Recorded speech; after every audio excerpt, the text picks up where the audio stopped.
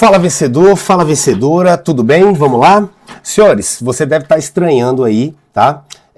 O nome dessa matéria que eu tô lançando aqui no nosso canal, tá? Realidade Política Brasileira, tá? Professor, isso aqui não está previsto em nenhum edital. Realmente, você não vai encontrar previsto nada de forma expressa no seu edital. Mas, em decorrência da importância desse tema, você pode ter certeza do que eu estou te falando, tá? Isso aqui vai cair nas provas de concurso, especificamente na redação, tá? É perfeitamente possível eu cobrar os acontecimentos, tá? Do 8 de janeiro, do julgamento do Bolsonaro no STF, da atuação do STF diante dessa crise toda, dessa crise institucional entre o Poder Judiciário e o Legislativo que nós estamos vivendo, tá? Junto com aspectos jurídicos. Então isso aqui, gente, você tem que ter noção, você tem que saber o que realmente aconteceu para não falar besteira na sua redação, tá? Então por isso que eu vou gravar vários blocos trabalhando ponto por ponto do que aconteceu, do que está acontecendo, tá? Separando tópicos para você poder entender de forma geral tudo o que aconteceu e ter embasamento, tá? Tanto jurídico como político, para poder fazer uma boa redação e conseguir ser aprovado aí no seu concurso, beleza? E olha só, vem cá, o meu compromisso com você é passar de forma bem leve, tá? Bem fácil, linguagem popular, para que você possa entender o que realmente aconteceu, o que realmente está acontecendo, tá? E eu quero deixar claro uma coisa, quero fazer um combinado com você. Eu não vou aqui, tá? Tá emitindo opinião política, opinião de esquerda, de direita, nada disso, tá? Não é para isso que você tá aqui. Eu vou ser técnico, tá? Eu vou te passar conhecimentos aqui jurídicos, análise jurídica, tá? Conhecimento político, análise política de forma independente, tá ok? Beleza? Tranquilo? Combinado? Então vamos lá. Senhores, vamos lá. O tema que nós vamos trabalhar hoje é o quê? É a imparcialidade ou parcialidade, vamos analisar juntos, do STF, mais especificamente no que tange o julgamento, tá? Do ex-presidente aí, Jair Messias Bolsonaro, em relação aí ao suposto ato, né, de golpe de Estado ali realizado no dia 8 de janeiro, beleza? Vamos lá, para você entender isso aqui, você precisa saber da separação dos poderes, tá? Não tem jeito, tá? Olha só, eu tenho, senhores, 3 poderes. Eu tenho o poder legislativo, eu tenho o poder executivo e eu tenho o poder judiciário. Eu não tenho hierarquia entre eles, tá? Mas o que acontece? Cada um tem uma função principal, tá? Eu tenho aqui, ó, o poder legislativo. Qual é a função principal? Para que existe o poder legislativo? Para legislar, né, criar as leis e fiscalizar. Fiscalizar o poder executivo, tá ok? O poder executivo, por sua vez, a função principal dele é o quê? Administrar, não é isso? E o poder judiciário, a função principal dele é julgar, não é isso? Que a gente fala de função jurisdicional, ou seja, o juiz, né, o magistrado, vamos dizer assim, ele pega a lei e ele aplica ao caso concreto, decidindo quem está certo, quem está errado, quem deve ser condenado, quem deve ser absolvido. Só que olha que interessante, existem mecanismos que a gente chama de sistema de freios e contrapesos, tá? Existem mecanismos onde um poder consegue limitar, fiscalizar, frear a atuação do outro quando este está extrapolando, quando este está exagerando, tá? Então eu vou te dar um exemplo aqui, ó.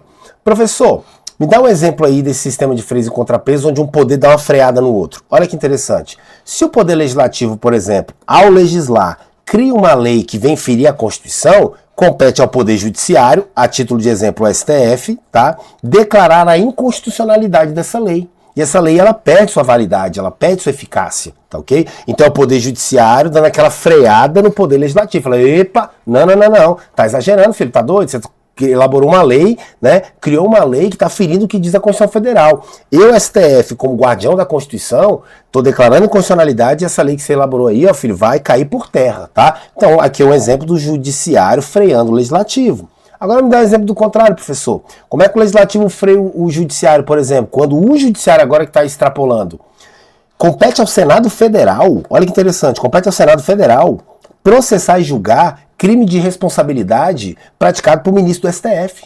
É o famoso impeachment. É isso mesmo. É o Senado que vai julgar, ministro do STF, se for aceito ali uma denúncia, né? Uma representação ali acerca de crime de responsabilidade, tá? Então, o legislativo colocando o poder judiciário no seu devido lugar, tá? E aí vai, eu tenho várias situações, olha só outra. Poder executivo. Vamos imaginar que o presidente, ele vai lá e vem a expedir um decreto regulamentar. Você vai aprender comigo que o decreto está abaixo da lei. Ele não pode contrariar a lei. Sargento não manda coronel. Tá? Então, se o presidente vier a expedir um decreto que está ferindo a lei, por exemplo, tá? O Poder Legislativo ele pode sustar os efeitos dessa lei. Fala negativo, ele vai lá declara ele vai lá e susta, né, esse ato legislativo do Poder Executivo, dando aquela freada, falando negativo, tá? Tá exagerando. Então, senhores, o que eu quero que você entenda aqui, tá? Para manter uma harmonia, tá, entre os poderes, tá? Levando em consideração que cada um tem a sua função principal, tá? Eu tenho esse sistema, tá?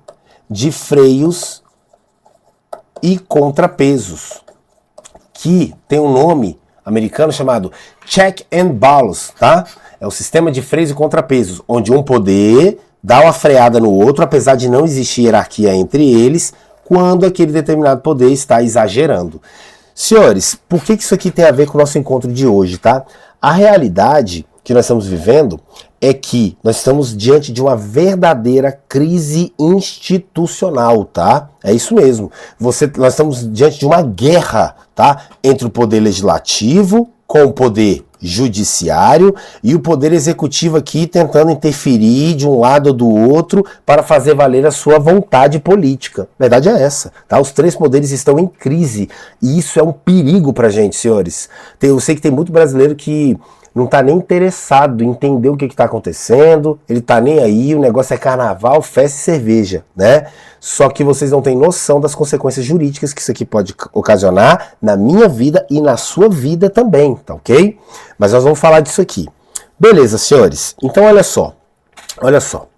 O tópico que nós vamos trabalhar hoje é sobre a imparcialidade ou parcialidade. Como assim, professor? O que é imparcialidade? Imparcialidade é o quê? É o que eu exijo no devido processo legal, é o que eu exijo ao magistrado ao julgar alguém. Imparcialidade significa que ele não vai julgar tentando prejudicar inimigo ou ajudar amiguinho, tá? Ele tem que ser imparcial, ele tem que ser neutro, tá? Ele tem que julgar conforme o caso e conforme a lei, tá? Sem favorecer o amigo, sem prejudicar o inimigo. Tá ok? E para garantir essa imparcialidade, nós temos previsto no Código de Processo Civil e no Código de Processo Penal, tá? Mas o que interessa pra gente é o que tá no Código de Processo Penal, tá? Porque o julgamento do 8 de janeiro que ocorre no STF, tá? Em relação ao presidente Jair Messias Bolsonaro, se trata de crime, né? Então, o que o Código de Processo Penal ele fala? O que ele prevê para poder garantir que o magistrado, ao julgar, seja imparcial? O CPP, ele prevê o que a gente chama de hipóteses de suspeição e hipóteses de impedimento. Vamos entender isso aqui? Olha que interessante. Vamos falar primeiro de impedimento, tá? O impedimento é um instituto em que a lei, de forma expressa, ela determina que o magistrado ele fica impossibilitado de atuar, de julgar, tá? Independentemente da intenção dele, tá? Diante de um determinado caso, tá? Por quê? Porque ele tem uma relação direta com o processo, com o resultado do processo. Pessoal, não entendi. Olha aqui, ó. O artigo 252 ele vai trazer várias hipóteses, mas aqui interessa pra gente essa última aqui, ó. O juiz não poderá exercer jurisdição, ele não poderá julgar no processo em que, isso aqui é situação de impedimento, ele está impedido.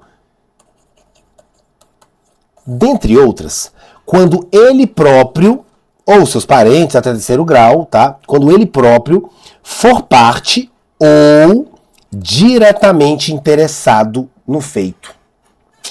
E aí, senhores, quando ele mesmo é parte, quando ele mesmo, de algum modo, tá?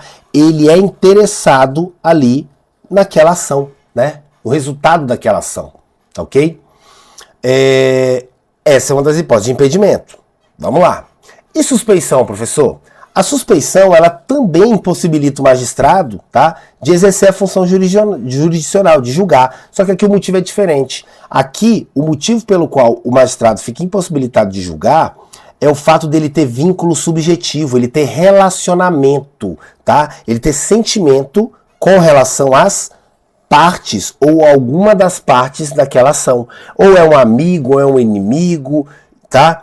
E isso aqui vai comprometer o dever dele de imparcialidade. E aí o CPP ele traz isso, essas hipóteses, no artigo 254. E aqui interessa pra gente essa daqui, ó. O juiz dar-se-á por suspeito, se não o fizer, poderá ser recusado por qualquer das partes, tá? Quando? Se for amigo íntimo ou inimigo capital de qualquer das partes. Então, se você é amigo íntimo ou inimigo de alguma das partes, naquele processo você não pode julgar. Naquela ação você não pode exercer a função jurisdicional, porque o sentimento, ele vai influenciar no resultado, senhores. O magistrado é um ser humano, tá? Ele tem sentimentos. E isso pode acarretar aí numa injustiça, tá? E cuidado, senhores. Na suspeição, exige-se que o magistrado ele declare de ofício a sua suspeição, tá? Ele levanta e fala assim, olha, eu me declaro suspeito, tá?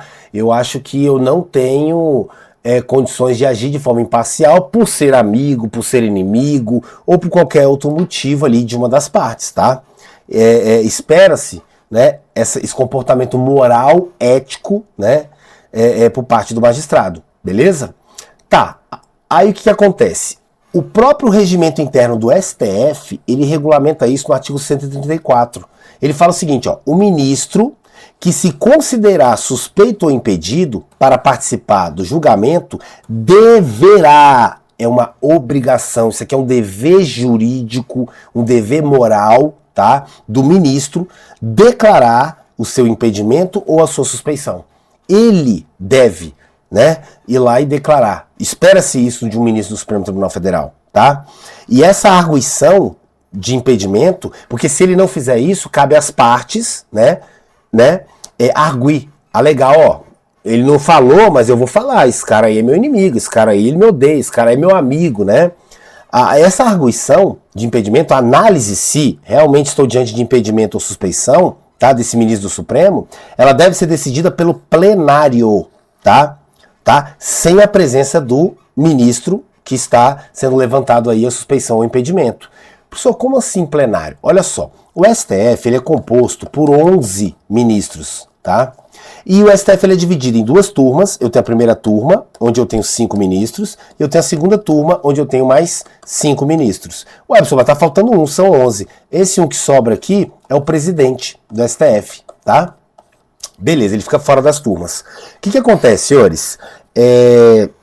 Existem situações em que eu vou separar o STF em 2 grupos para poder andar, né, para poder ser mais rápido a função jurisdicional. Porque se tudo que parar no Supremo tem que ser julgado pelos 11, vai demorar demais. Vamos fazer o seguinte, vamos dividir em 2 turmas, enquanto uns estão julgando aqui alguns processos, outra turma já está julgando outros, tá? Beleza, só que tem situações, senhores, que não tem jeito. Tem situação que eu tenho que submeter aquela ação ao julgamento do plenário. O que é o plenário? É onde eu vou reunir os 11 ministros e todos vão proferir, né, a sua decisão ali acerca daquele caso, beleza? Tá, agora vem cá, vamos lá. Feito aqui a análise jurídica, ao interpretar esse dispositivo, existe uma coisa que nós chamamos no estudo do direito, que é a hermenêutica jurídica, o estudo que vai analisar a forma de interpretar a norma, tá? Existe uma modalidade, uma espécie de interpretação que a gente chama de teleológica. O que é isso? Eu devo buscar, ao interpretar a norma, buscar o sentido, buscar a finalidade daquela norma. Para que essa norma foi criada, com qual intenção? Aonde ela queria chegar? Senhores, é claro e notório que ao falar da suspeição e ao falar do impedimento, a intenção da norma é o quê? É garantir que o magistrado venha agir com imparcialidade e não venha ferir, tá, o devido processo legal. Tá? Essa era a intenção. Se você não vai agir de forma neutra e isenta, você não pode julgar. Não é isso? Essa é a finalidade da norma e não tem dificuldade nisso. Realizando a interpretação teleológica, onde eu busco a finalidade da norma, eu chego com muita facilidade nessa constatação. Beleza. O problema é o seguinte, o presidente Jair Bolsonaro ele foi julgado, né, recentemente, pela primeira turma do STF, composta de 5 ministros. E aí, o que eu vou fazer aqui com você? Eu vou avaliar, vou analisar com você de forma bem rápida, tá, e direta, sem ideologia política, cada um dos 5 ministros, nós vamos verificar se gera alguma dúvida em relação à imparcialidade de algum. Olha só, primeiro vamos analisar. Primeiro eu tenho aqui a Carmen Lúcia, tá? A ministra Carmen Lúcia, ela era procuradora do estado de Minas Gerais, tá? E ela foi indicada, se eu não me engano, em 2006. 2006, isso mesmo. Ela foi indicada em 2006 para ocupar, né, a vaga aí de ministra do Supremo Tribunal Federal, tá? Pelo presidente Lula, tá? Agora vem cá, só pelo fato de ter sido indicada pelo Lula já gera suspeição ou impedimento? Não, gente, não, tá? Tanto é que eu vou te provar. Olha que interessante. A Carmen Lúcia ela é conhecida no meio jurídico, tá? Pela capacidade técnica que ela tem, tá? E pela discrição. Inclusive, tá? Ela nunca demonstrou ali, tá? Alinhamento político com o Lula ou com o PT. Não, pelo contrário. Nós já tivemos casos em que ela julgou, tá, como ministra do STF e votou de forma contrária aos interesses do governo, tá? Inclusive do governo Lula. Então ela foi indicada pelo Lula, mas já demonstrou em alguns julgados que ela age de forma imparcial, tá? Ela já proferiu decisões aqui, judiciais, que foram contrárias aos interesses do Lula, que a indicou em 2006 para o Supremo, demonstrando total imparcialidade, demonstrando que não atua, não exerce sua função jurisdicional de forma parcial. Quer um exemplo? Olha só, o Lula ele foi preso em 2018, tá? E por quê? Porque foi entendido no Supremo que a partir da condenação em segunda instância eu já posso, né, prender a pessoa. Nós tínhamos esse entendimento. Hoje mudou, mas nós tínhamos esse entendimento. E uma das ministras, né, um dos ministros do STF que decidiu a favor da prisão após a condenação em segunda instância e que isso era prejudicial para o Lula, tanto é que acarretou a prisão dele em 2018, foi a ministra Carmen Lúcia. Então, senhores, em relação a Carmen Lúcia, eu posso falar para vocês que, tá?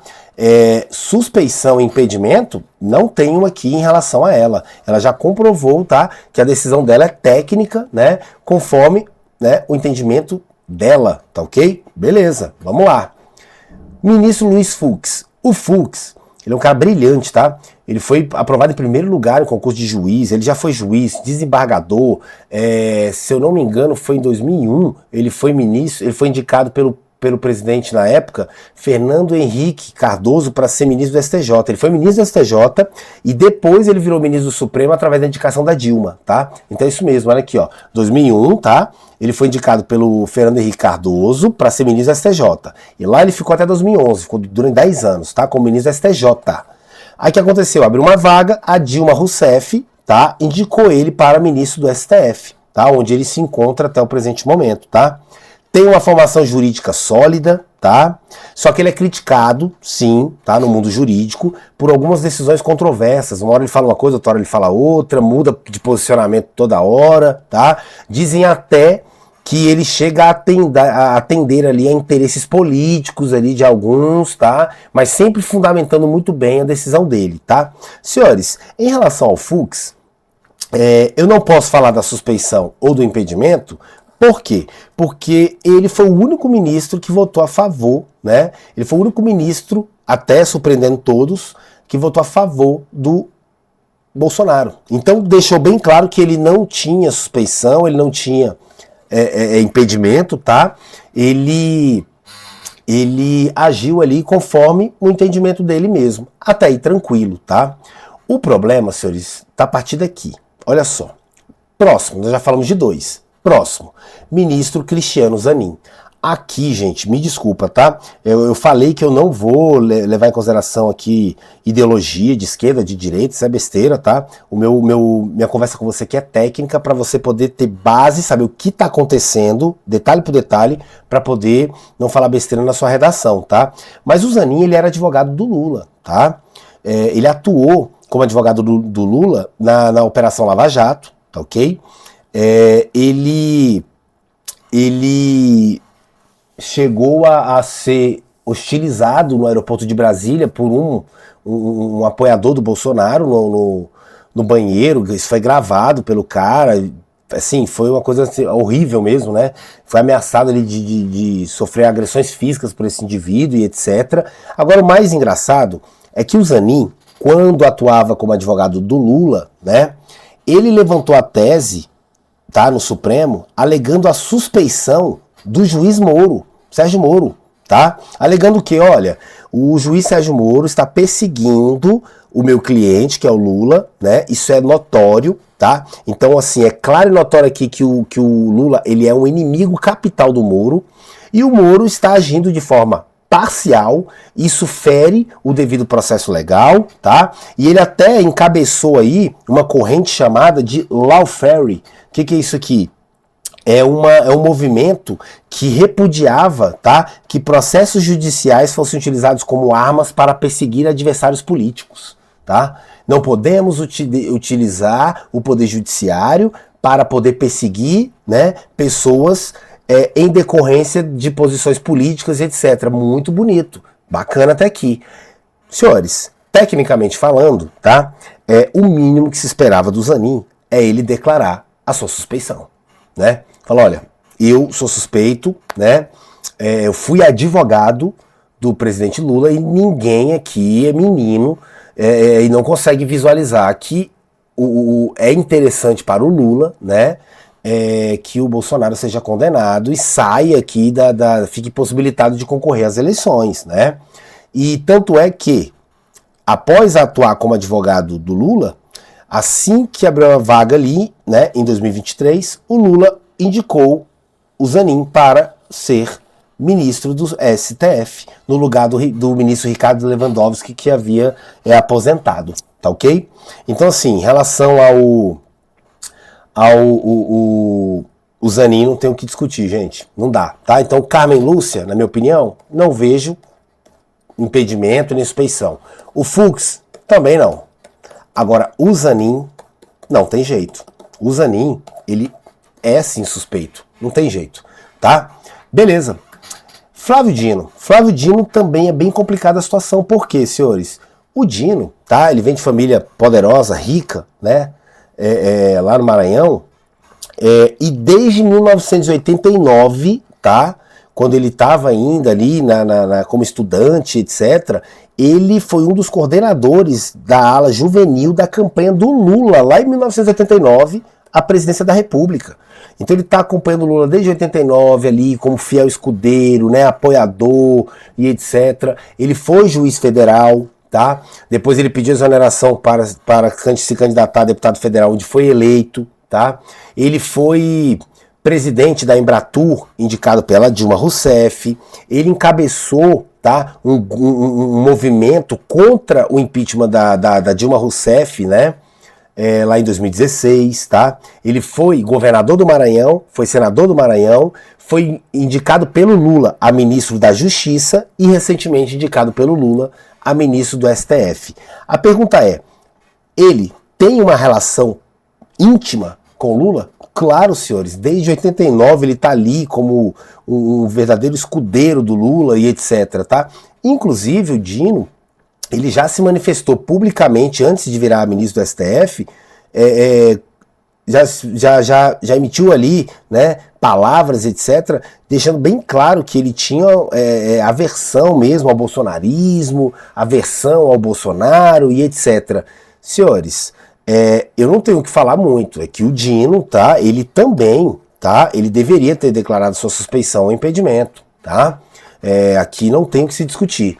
E por fim, senhores, a gente fala aqui também, tá,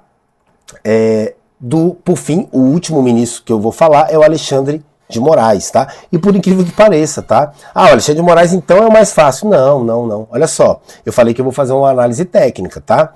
O Alexandre de Moraes, ele foi promotor de justiça por São Paulo, tá ok? Depois ele assumiu a Secretaria de Justiça, tá? Indicado aí pelo então governador de São Paulo à época, Geraldo Alckmin, tá ok? Ele foi secretário, né, de Segurança Pública, tá? Do governo do Alckmin, tá? Foi ministro da Justiça e Segurança Pública, tá? Lá em 2016, do Michel Temer, tá ok? E que assumiu a presidência ali com o impeachment da Dilma, tá? E ele foi nomeado ministro do STF, tá? Em 2017, através da indicação do Temer.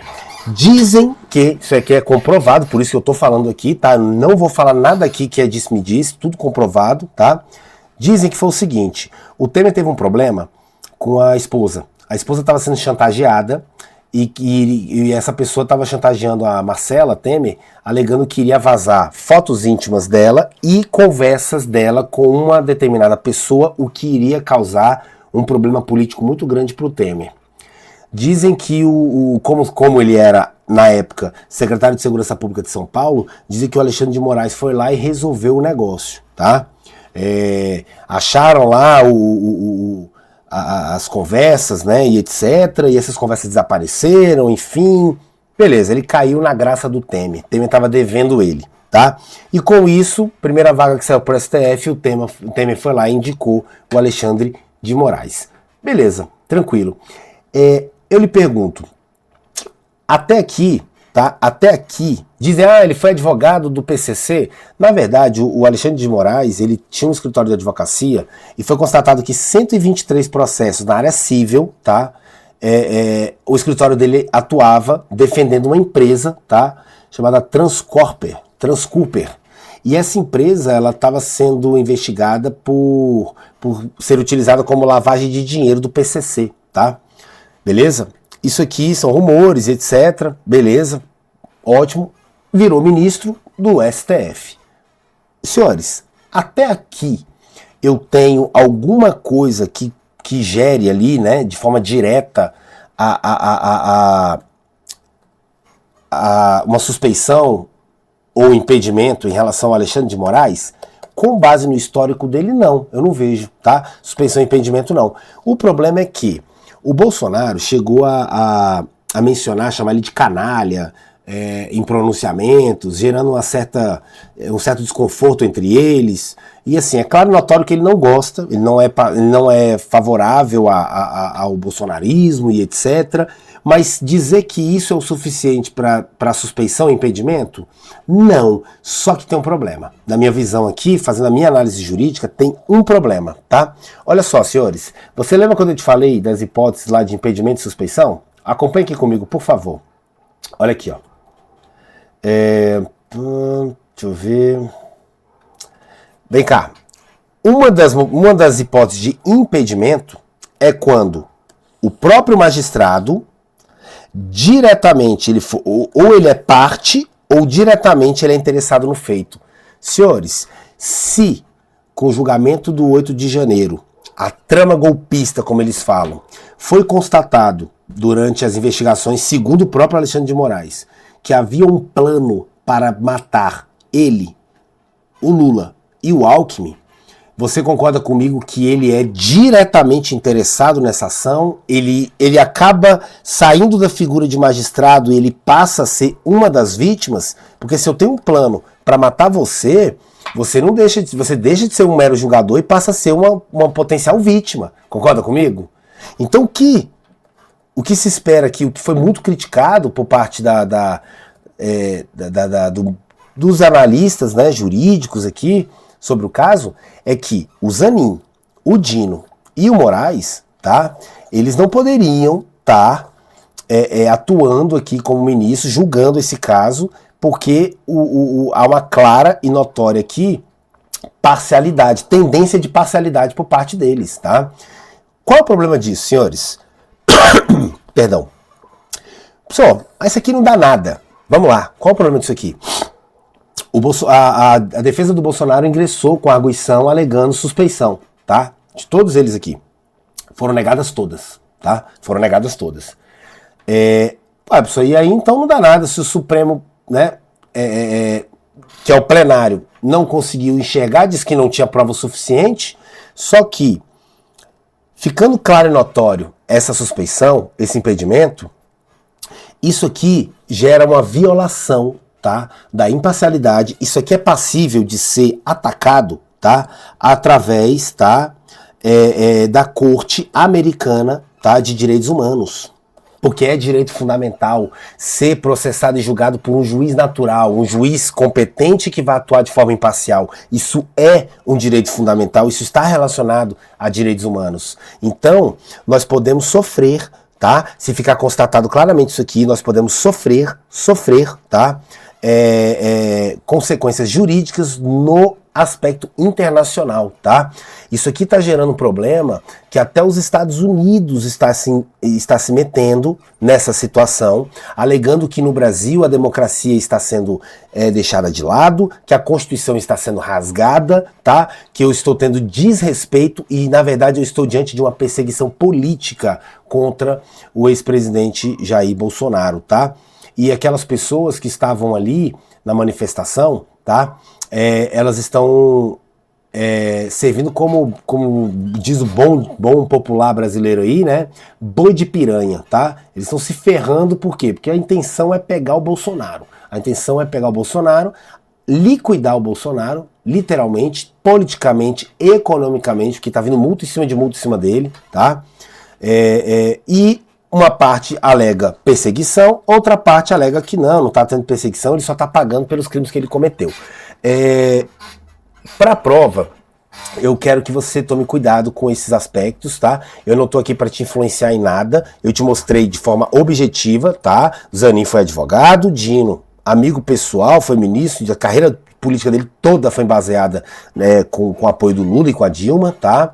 O Moraes é uma suposta vítima, digamos assim, da trama, tá? O que você tem que fazer na hora da prova é defender a tua posição, fica à vontade, mas com base no que realmente aconteceu, tá? Você não pode ficar arredondando ali sem saber o que é. Não sei, eu só sei que acho que foi golpe mesmo. Não sei, eu acho que não foi golpe. Tá, por quê? Você tem que embasar, tá? Então o meu objetivo aqui é te passar essas informações, tá? Para que você possa ter embasamento e defender a tua argumentação, o que você constatar com isso, se houve suspeição ou não, de todos, de alguns ou de ninguém, isso aí é uma conclusão sua, tá? Eu só trouxe para vocês dados reais, concretos, para que você possa, tá, entender o que está acontecendo. Beleza. Professor, vamos falar de outro ponto aqui. O Eduardo Bolsonaro tá lá nos Estados Unidos, né? Tá lá metendo pau no Brasil e tá colocando lenha na fogueira, botando pilha, o Trump pode invadir o Brasil, e aí? Isso aqui não é crime contra a pátria? Nós vamos falar disso em um bloco específico, tá? Mas eu quero que você enxergue por outra perspectiva, tá? E eu não tô defendendo nenhum lado aqui. Mas olha só, nós estamos diante de um senhor de 70 anos de idade, certo? Beleza, 70 anos de idade. O cara que foi constatado agora que tá com câncer de pele, tá com a saúde bem debilitada, ele ficou muito abalado com a perda das eleições, tá? E isso gera revolta nos filhos? Claro que gera, senhores. Eu lhe pergunto, o Eduardo Bolsonaro, ele tá mais nos Estados Unidos como deputado ou ele tá mais como filho? Já parou pra pensar nisso? Porque assim, dá pra ver que ele tá com ódio, cara. Ele tá com ódio e ele quer jogar merda no ventilador, a verdade é essa, tá? Mas o que está levando ele a isso? É mais o fato dele ser um deputado e estar preocupado com a democracia no Brasil, ou ele está mais preocupado com essa perseguição que ele está enxergando, que o pai dele está sofrendo? Entenderam? Eu sei que tem gente que está vendo aí, tá falando assim, tá, mas é porque se ele tem 70 anos, mas beleza, meu avô tinha também 70 anos e morreu da Covid, a culpa é do Bolsonaro. Gente, toma muito cuidado. É porque é complicado, porque tem coisa que eu vou falar aqui que eu não quero que você enxergue como se você estivesse comprando um lado, tá? Eu tô falando de dados técnicos, tá ok? Deixa eu te falar, eu vou fazer um vídeo sobre a Covid, tá? O Bolsonaro, o que acabou a carreira política dele ali, que fez ele perder a eleição, foi a Covid. Foi a Covid-19, tá? Alegou-se, levantou-se a trama ali de que o Bolsonaro demorou para poder comprar as vacinas e em decorrência disso as pessoas morreram. Então ele estava nem aí, né? E dane-se essa gripezinha e etc. Vamos analisar, tá? Nesse bloco aí, os dados concretos, tá ok?